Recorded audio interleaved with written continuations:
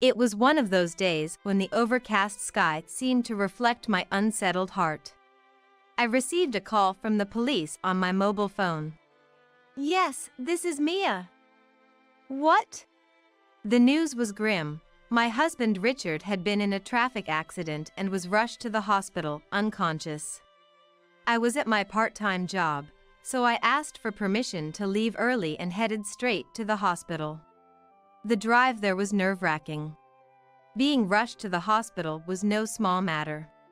My hands trembled uncontrollably, and I could feel my heart pounding louder and louder.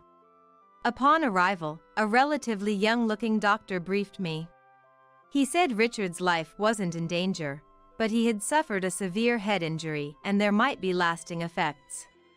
A few minutes later, my daughter-in-law Lily and grandson Paul arrived. Lily was carrying a traveling bag in one hand and holding Paul's hand with the other. However, once in the hospital room, Paul unusually started to fuss. Mom, I'm thirsty. What? But I don't have any drinks with me. Then buy me something. As Lily went to buy a drink, Paul slowly pulled an envelope out of his pocket. Grandpa gave me a letter to read. He said to read it in secret. For me? I opened it curiously to find a folded piece of stationery. Reading the words written in Richard's handwriting, I couldn't understand its meaning. However, it was clear he was trying to communicate something. Clutching onto a sliver of hope, I instinctively reached for Richard's wallet. I had to check its contents before Lily returned, my hands almost slipping in haste. Carefully yet swiftly, I opened his long wallet. My name is Mia. I'm a part-time working housewife, working about 5 days a week. Having been at the same job for about 7 years, I guess you could say I'm somewhat of a veteran there. The decision to start working part-time came after discussions about my husband's retirement. Richard, a teacher, had the option to retire at 65 or continue working as a part-time lecturer. If I become part-time, our income will decrease. We need to think about our retirement. Right. We should try to save a bit more. After that conversation, I started working at a nearby supermarket. By then, our son Christopher had already found a job, leaving just the two of us at home. After graduating, Christopher immediately began working for a company and started living alone in an apartment near the downtown area. I worried about whether he was doing all right, but he was already a responsible adult. I realized there was no need for undue concern. One day, I got a call from Christopher. Hello, Mom? I've got someone I want you to meet. Both Richard and I were surprised by this news. The woman Christopher brought home was very cheerful and left a good impression. Nice to meet you, I'm Lily. Her smile was so bright, she could be mistaken for a celebrity, and she blushed as she made eye contact with Christopher. She was introduced to him by a coworker at his company, and they hit it off the day they met. I just knew she was the one the moment I met her. Come on, how many times are you going to say that? Watching the happy couple made us feel joyous too. We thought they could overcome anything that came their way. Richard and I celebrated their union. When it came time to decide where they would live after their wedding, Christopher said something unexpected. Actually, I was hoping we could live at home. Don't you want to rent a place of your own? Yeah, but Lily thought it would be nice to have support nearby, especially if she got pregnant. Lily had lost her own parents in an accident and had no one else to rely on. Indeed, pregnancy and childbirth can be daunting. Even someone as upbeat as Lily might have her own concerns. Understood. We'll make the spare room available for you. Thanks, Mom. With that, it became official that I'd take on the role of mother-in-law in a more meaningful way. I was worried about whether we'd get along, but Richard didn't seem concerned at all. Well, once the baby arrives, Christopher will probably find a new place and move out. he said nonchalantly, sipping his coffee and returning to his novel. I hope so. I shrugged in response. A few months into their stay, we learned Lily was pregnant, and we all rejoiced. Despite her morning sickness and emotional ups and downs, I was there for her throughout the pregnancy. The following year, Lily gave birth to a healthy boy. As a grandmother, I was overjoyed and moved by his arrival. They named him Paul. That's a good name. Richard smiled every day, watching his grandson, almost too busy to read his novels. For a while, I couldn't settle down either. Lily, still new to parenting, frequently asked for help. She needed help with diapers, feeding, and night cries, especially when Paul got sick. Lily, you're a mom now. You've got to manage on your own without relying on me. But I'm just unsure if I'm doing it right. You're doing great. Don't worry. Despite my encouragement, Lily had a hard time believing in herself. In the end, supporting Lily's parenting took longer than expected. As a result, I had to take more time off from my part-time job, eventually reducing my shifts to 3 days a week. A year after Paul was born, Lily seemed confident enough to manage on her own. Mia, I can do it. I can manage by myself now. She said this with a smile, which became more frequent.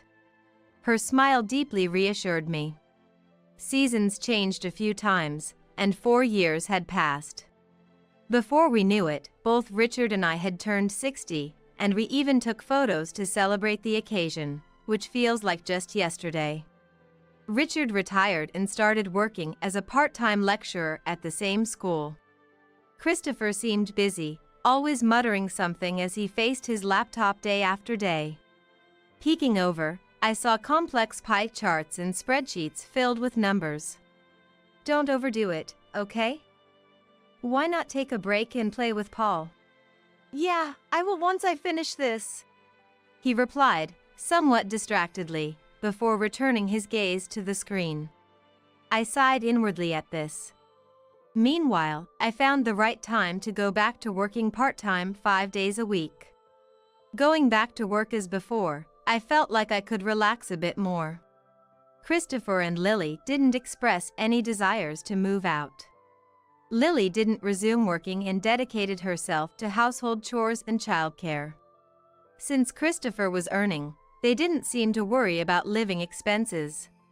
However, I was surprised when she asked to contribute a little to the living expenses. Please, Mia. I'll continue to take care of the household and childcare as before. Isn't Christopher's income enough? We want to save for the kids' education and extracurricular activities in the future. But before I could say more, Richard chimed in. Why not? Education costs a lot these days for kids. His perspective, coming from someone in education, held some weight. It's a wise decision on her part. See, Richard agrees with me. It seemed she took Richard's approval as a green light. Reluctantly, I agreed to arrange for some living expenses. Paul started preschool, and it's been 2 weeks since his enrollment. The daily struggle of getting him to wear his shoes and stop crying had become routine, but Lily seemed to be having a hard time with him. Come on, Paul. The bus is going to leave. No, no, no. I want to play with Grandpa. Grandpa has work today. He's not at home. No. Paul, your teachers and toys at preschool are waiting for you. Lily and I used all kinds of tricks to cheer him up. That's how they would leave every day. But something bothered me. Sometimes Lily didn't come back home after dropping off Paul. The walk to the bus stop was only about 5 minutes, not far at all. Worried she might have gotten into trouble, I tried calling her, but there were times when my calls went unanswered. On such days, she would return home with Paul as if nothing happened, right on time. Hey, where did you go during the day, Lily? When I asked, she hesitated slightly before responding. Oh, just running errands, shopping for household items, clothes, you know. Seems like you were gone for quite some time though. Just taking a little break. Mom, let her have her breaks. Christopher intervened, perhaps feeling sorry for her. Indeed, a little break is necessary for someone balancing household and childcare duties. Right. I'm sorry for sounding accusing. No one thought to distrust her for taking time off during the day. In fact, it was recognized as something she needed. However, my concerns about her weren't limited to just that. One evening, as I was relaxing in the living room, Lily came over to me. Mia, I have a favor to ask. What is it? You seem very formal. I was wondering if we could increase the living expenses a bit more. I couldn't believe my ears. Is the current amount not enough? Well, you know, with Paul going to preschool and me making friends with other moms, I get invited to lunch. Lily answered, visibly flustered. Can't you manage those outings with the money you already have? With prices going up and they disappear just buying Paul's diapers. Indeed, I had noticed the rising costs lately. I reluctantly agreed to increase the living expenses slightly. But that wasn't the end of the money requests. She kept finding reasons to ask for more. What are you spending all that money on? Well, I've been shopping online. She admitted to using Christopher's laptop for online shopping, buying things impulsively to relieve stress. I suggested finding other ways to deal with stress, which she agreed to at the time. But within a few days, she was asking for money again. This cycle repeated, and I grew tired of it. Lily, you need to think more carefully about how you're using money. That's not it. Then maybe you should consider taking up a part-time job. We can't keep this up. After I said this, Lily left the room with a sad, resigned look. After that day, the persistent requests for more living expenses stopped. Instead, I noticed something strange about Richard. He stopped reading his books and spent time in his room on the computer, doing something he wouldn't talk about. It's just school stuff. I'd rather not have it seen. So, how about we go out somewhere this weekend? I've got plans this weekend, sorry. He would then retreat to his room. This behavior was new. He never used to bring work home before.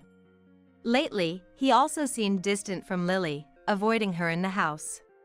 But then again, I've also caught them whispering in the hallway. Something's definitely off. Feeling uneasy, I discreetly hired a detective to investigate Richard. I hoped there was nothing wrong under our roof. After a few anxious days, fortunately, the investigation revealed nothing suspicious. There was nothing suspicious about them. Whatever I was feeling, it seemed unfounded. Was it all in my head? With these thoughts, I continued my routine, going to the part-time job and back home. It was on a cloudy day, mirroring my unsettled heart, that I received a call from the police. Yes, this is Mia. Yes, Richard is my husband. What? The officer spoke in a calm yet slightly excited tone. He informed me that Richard had been in a traffic accident, unconscious, and rushed to the hospital. I was so shocked that I could hardly comprehend the rest of the conversation. The background noise suggested it was a serious accident. Okay, I understand.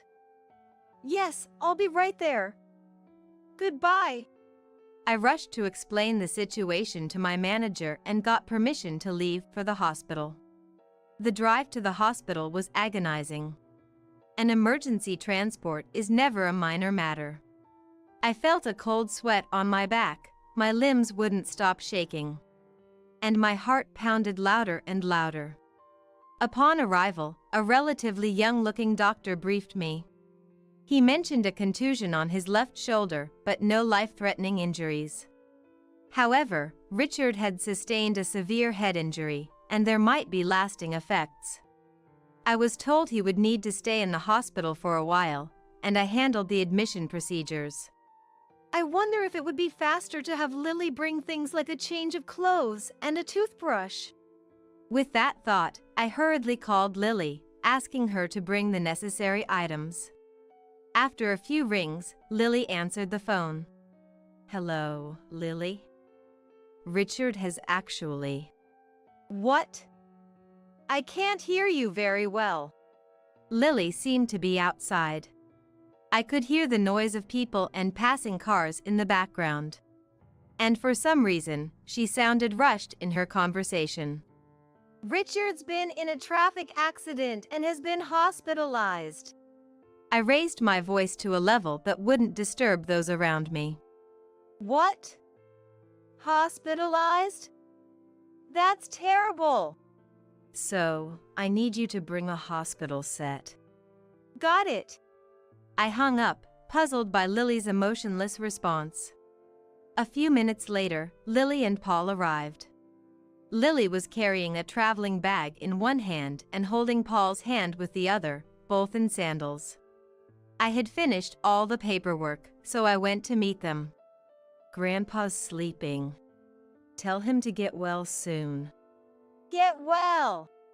Paul twirled his finger and said so in his lisping voice. I watched, hoping Richard could hear him. Then, unexpectedly, Paul said, "Mom, I'm thirsty."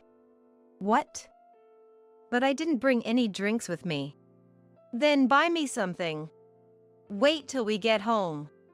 But, unusually, Paul started fussing about being thirsty. All right. Stay here with Grandma."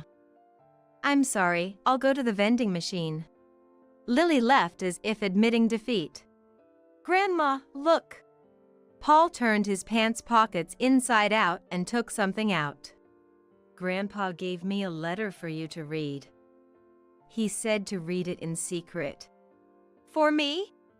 It was an envelope, unsealed. Curious, I took out the folded stationery inside. Written in Richard's handwriting was, "Lily dangerous, evidence in wallet." I tried to calm my racing heart, unsure of its meaning. But it was clear he was trying to communicate something. Could it mean there was evidence in his wallet? Wallet? We usually don't look through or show each other our wallets. Yet, there might be a clue here. Holding on to a sliver of hope, I instinctively reached for Richard's wallet. As I thought about checking its contents before Lily returned, my hands almost slipped in haste. Carefully, yet quickly, I opened his long wallet. Inside, there were some cash, receipts, a debit card. And, hidden among them, an SD card. Could this be what he meant? I picked up the SD card between my thumb and forefinger, lifting it to eye level. Just then, I heard Lily's footsteps returning. I quickly stashed the SD card in my jacket pocket and put Richard's wallet back. "Is this okay?" I don't want it anymore. "What?" "But..." "Never mind that, let's go home. Christopher will be back soon." While soothing a disappointed Lily, we left the hospital room. That night, when the whole family was asleep, I turned on Richard's computer. I inserted the SD card to see what was on it. What could it be?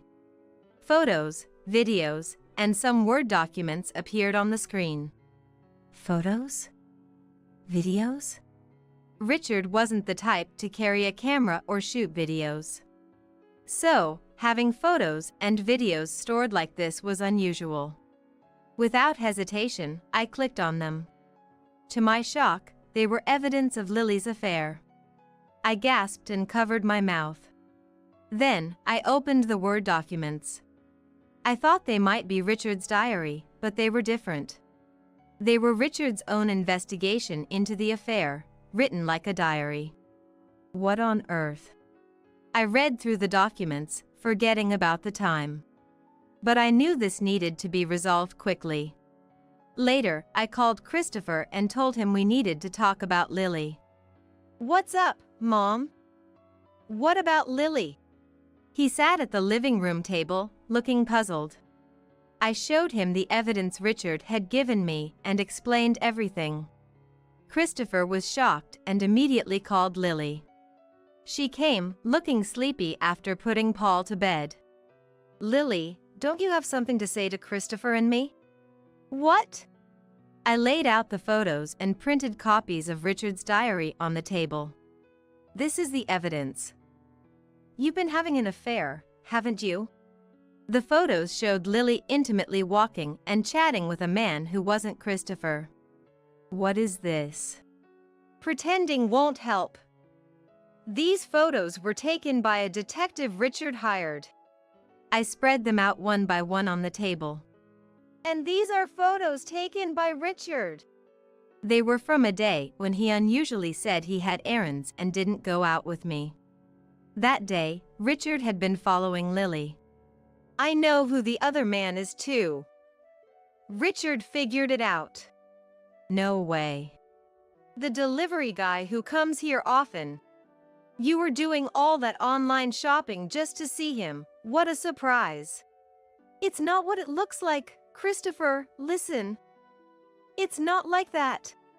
Lily's voice trembled. Under the living room light, her face turned pale, desperately denying the affair. I've been perfect with the housework and childcare. I wouldn't do something like that. But I didn't believe her words. With all the evidence laid out, she was still trying to hide the truth. Lily, where were you when Richard had the accident? I was out shopping. Is that all? What are you implying? I'm starting to think you might have caused Richard's accident. She paused for a moment, but then spoke up. On what basis would you say that? I've read Richard's diary. You were confronted by Richard about the affair, weren't you? What? And at that time, you admitted to it. Not only that, but you also promised to stop if it was kept a secret from the family. Lily's eyes shifted. I continued to press on. But your relationship with that man wasn't over. That's why Richard saw you meeting him at the cafe on the day he followed you. No, that was... Richard overheard you saying you resented him. You were planning revenge, weren't you? Well. So, Richard felt his life was in danger, leaving behind photos, videos, and a diary. Christopher nodded in understanding. Dad saved those on an SD card and hid it in his wallet in case something happened to him. In his wallet? The letter Paul gave me revealed it. That short letter given in the hospital room. Without it, I might not have discovered these proofs. Richard knew you were wary of him but counted on you overlooking Paul. That kid! So, he entrusted Paul with the letter to give it to me if anything happened. I methodically continued, exposing Lily's actions. And that day, Richard had an accident because of you. No, it's not true. When I called you, Lily, you were still outside, sounding more rushed and different than usual. That doesn't mean... Was it right after you caused Richard's accident? She looked down with her shoulders shaking, and then whispered. I didn't think it would go that far. What? I just wanted to scare him a little. I pushed him from behind while he was waiting at a traffic light. That's outrageous! I thought no cars would come by there, like always. Then, by chance, a car came, and Richard. How could you do that? Dad could have been. Christopher lunged at Lily. It's not my fault. Richard is to blame for getting in the way.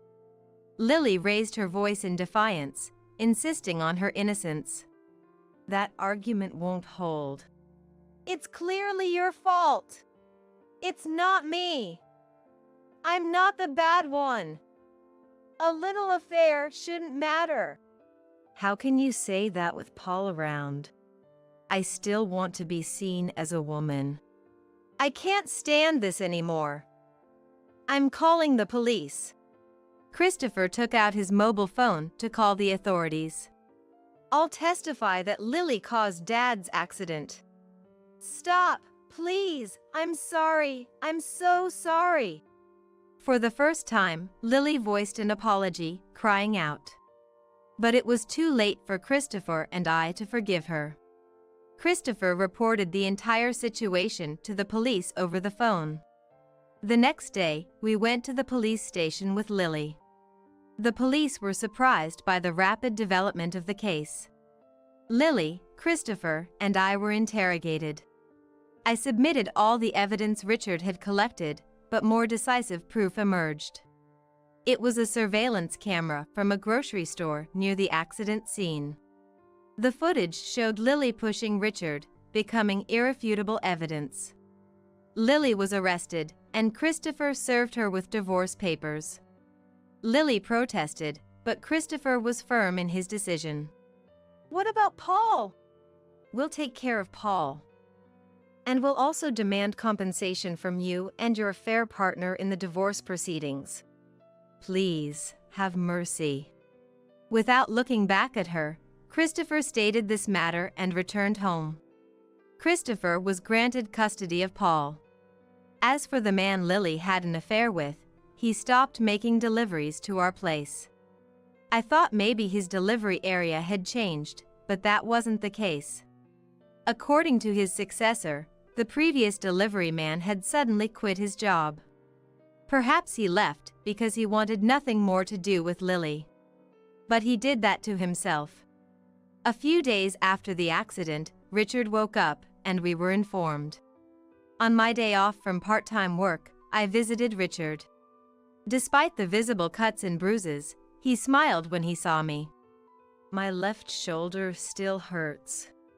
What about any lasting effects? They did tests, and it seems there are no lasting effects. But I'll need rehabilitation. I'm so relieved. It's a miracle. You're exaggerating. After being discharged, Richard heard about Lily from me and Christopher and was disheartened. So it came to that. I'm sorry for keeping it from you guys. He apologized to us. Since then, Richard became somewhat withdrawn. He praised and doted on Paul, who had kept his promise, but otherwise seemed distracted. He probably felt guilty for driving Lily to desperation. It's unfair, he did nothing wrong. However, his former students reached out to him. They would stop by our house after school to chat with Richard and then leave. It was clear how much they admired him, even without any upcoming exams. This support must have been a great comfort to him. Gradually, Richard regained his energy and returned to teaching. While I continued my part-time job, Christopher and I took Paul to preschool. With a school play coming up, we planned to attend as a whole family. I wish for nothing but health and happiness for our family.